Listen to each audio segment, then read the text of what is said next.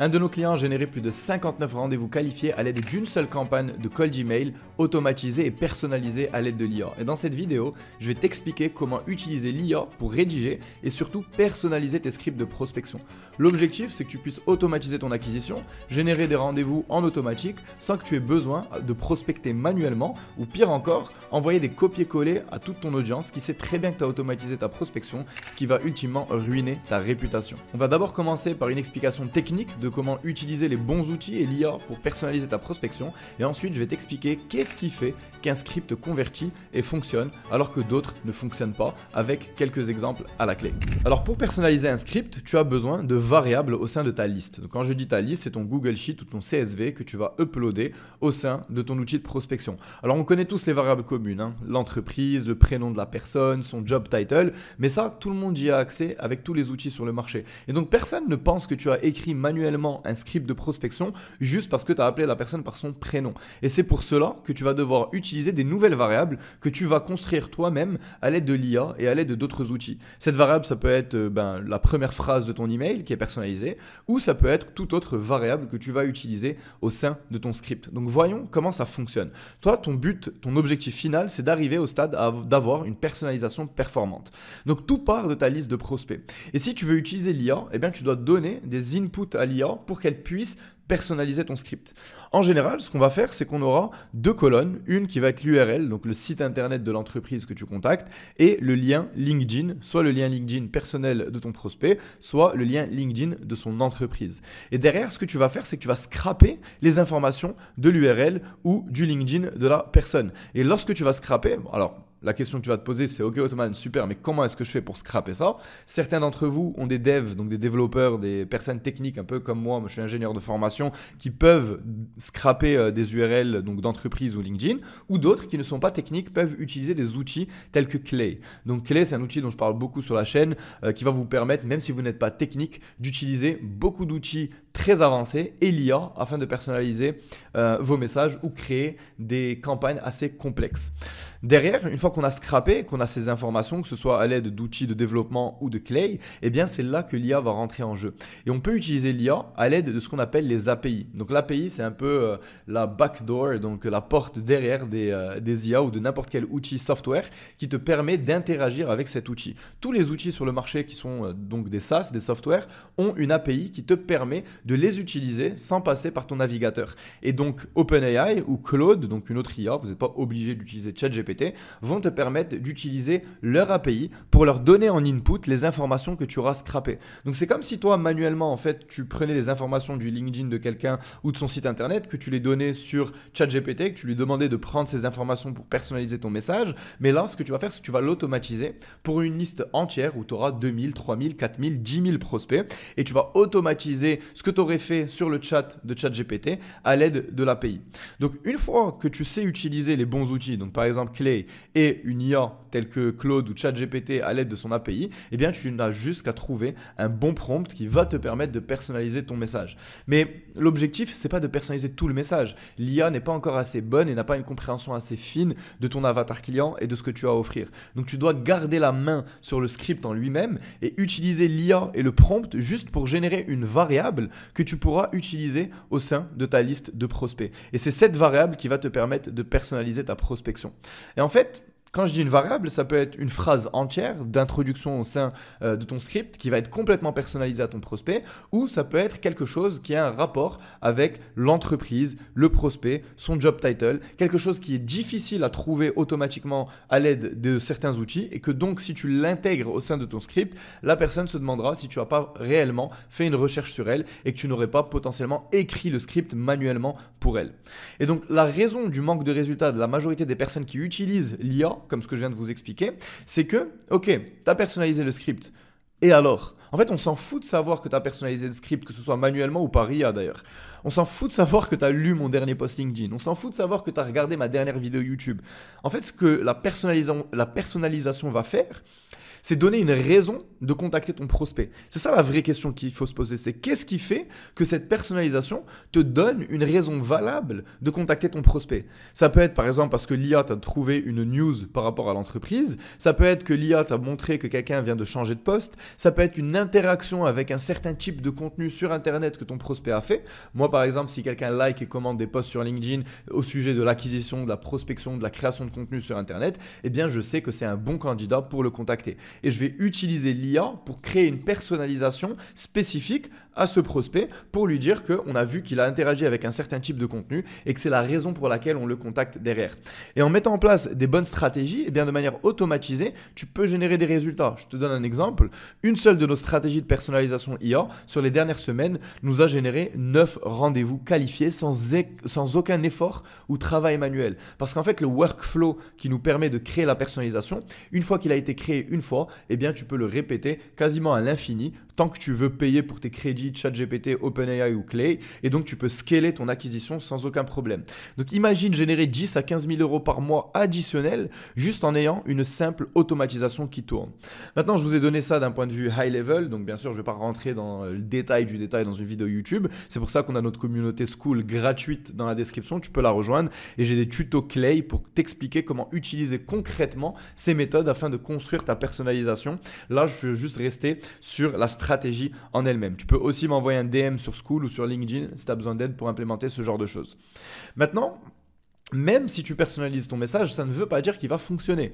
Même si tu as trouvé une bonne raison de contacter la personne, ça ne veut pas dire que tu vas obtenir des réponses. Donc maintenant, il faut comprendre qu'est-ce qui fait qu'un script fonctionne et comment utiliser l'IA pour t'assurer que ton script est bien structuré et va réellement t'apporter des réponses positives. Alors pour un script aujourd'hui, en fait, il n'y a rien de plus simple. Tu divises ton script en 3 catégories. Tu as le hook, tu as le body et tu as le call to action. Le hook, c'est juste ta première phrase d'accroche. Et c'est le seul et unique objectif de cette phrase d'accroche, c'est de faire avancer ton prospect dans sa lecture du mail. Tu n'essayes pas de te présenter, tu n'essayes pas de montrer à quel point tu es beau, tu es super, ton agence elle est géniale, ton service est le meilleur du marché. Non, tout ce qu'on veut, c'est d'accrocher en fait et d'attirer l'attention de ton prospect pour qu'il lise le reste de ton mail. Le body, quant à lui, c'est là où vous allez expliquer votre proposition de valeur. Vous devez parler de la preuve et montrer des preuves en fait que cela a fonctionné. C'est là que vos études de cas en fait des études de cas qui sont chiffrées et nominatives vont rentrer en jeu. Si jamais vous n'avez pas d'études de cas, ça va être difficile de montrer à quelqu'un que vous êtes compétent et de lui donner une raison de lire le reste de votre mail et surtout de prendre un rendez-vous avec vous. Donc dans le body du texte donc de votre email de prospection, ou même si c'est un message LinkedIn de prospection, en plus de votre proposition de valeur, vous devez donner des preuves que ça a fonctionné et expliquer pourquoi on doit vous écouter. Qu'est-ce qui fait que vous êtes la bonne personne pour les aider à régler leurs problématiques ou à assouvir leurs désirs. Et donc une fois que vous avez fait tout ça, donc vous avez répondu aux critères d'un bon body et d'un bon hook, eh bien la dernière chose c'est le call to action, donc l'appel à l'action. L'objectif c'est de positionner la next step comme étant simple, sans engagement et à forte valeur ajoutée.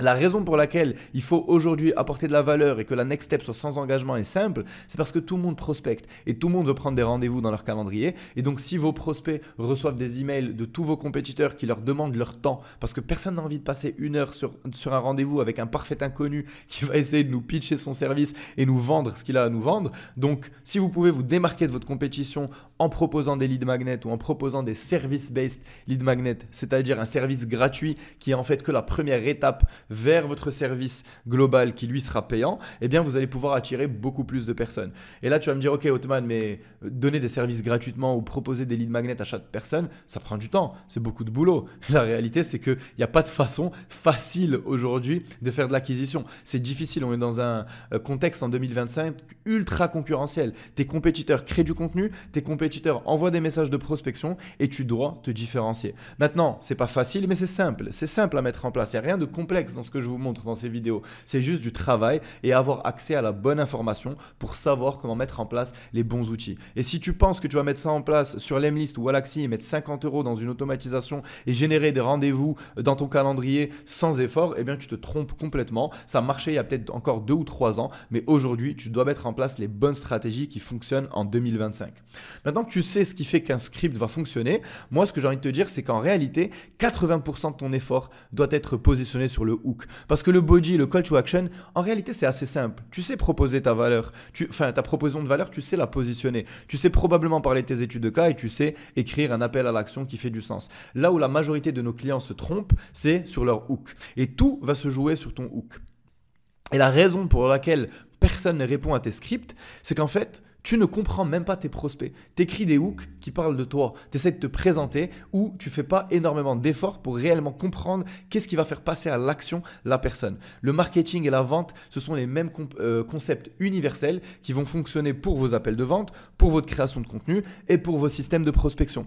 Et c'est pour cela que la première chose que l'on fait au sein de nos accompagnements chez Scalebametrics lorsqu'on bosse avec des entreprises B2B, donc si tu regardes cette vidéo et que tu ne le sais pas, on accompagne des entreprises B2B, donc des freelancers, des agences, tout type d'entreprises, même des softwares, à créer et mettre en place des systèmes d'acquisition prévisibles pour les aider à signer 5 à 10 clients par mois. Et donc la première chose qu'on fait quand on bosse avec un client, c'est pas de lui mettre en place un système d'acquisition, c'est de le faire bosser sur ce que j'appelle un workbook de son offre qui va lui permettre d'analyser son avatar client et comprendre l'état du marché actuel en comparaison à sa compétition. Et en fait, ce workbook, c'est pas juste pour que tu fasses un travail sur ton offre, c'est parce que ce workbook derrière, on va pouvoir l'uploader et le donner à ChatGPT pour qu'il ait une compréhension globale et ultra nuancée et fine de ton avatar client, de ton service, des problématiques que tu règles. Et une fois que ChatGPT a pris connaissance de toutes ces informations-là, eh bien, tu vas pouvoir brainstormer avec ChatGPT ou Claude, ou n'importe quelle IA sur le marché pour t'aider à créer des hooks percutants qui sont basés sur les problématiques et les désirs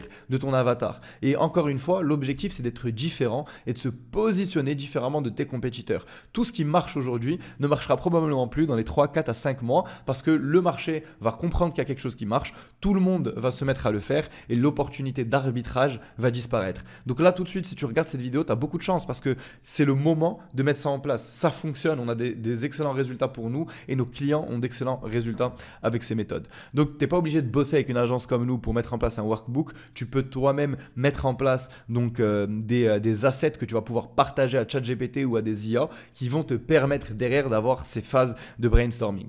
Donc, une chose que je peux te partager, c'est qu'on a fait des tests chez Scalebametrics. On a envoyé plus de 2 millions de messages de prospection pour nos clients. Et donc, ce qu'on a compris, c'est que les questions, donc si tu rédiges un hook sous forme de question, ça fonctionne mieux que des phrases affirmatives. En fait, tu dois positionner ta question par rapport aux problématiques et aux désirs de ton audience. Voici quelques exemples. Si nous pouvions obtenir ce résultat sans cette objection pour ton entreprise, seriez-vous intéressé ?